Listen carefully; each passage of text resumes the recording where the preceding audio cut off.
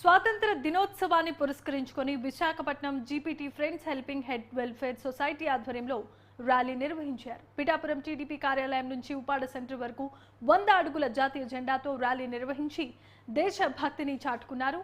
ఈ ర్యాలీలో పిఠాపురం మాజీ ఎమ్మెల్యే వర్మ పాల్గొన్నారు.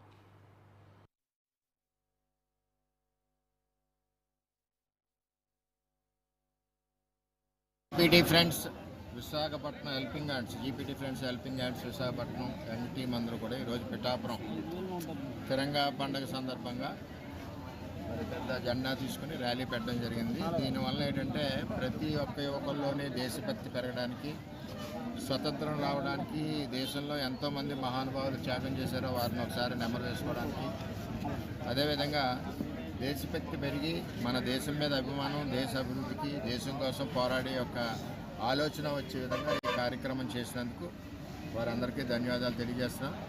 మరి రాబోయే యువతకు కూడా ఇవన్నీ కూడా ఒక స్ఫూర్తిదాయకంగా ఉండి ఇటువంటి కార్యక్రమాలన్నీ కూడా వాళ్ళు చేయడానికి అవకాశం ఉంటుంది. కాబట్టి మరి GPT helping hands young team అందరికీ కూడా నేను ధన్యవాదాలు తెలియజేస్తూ ఈ కార్యక్రమాన్ని ఈరోజు పిఠాపురంలో ప్రారంభించాం.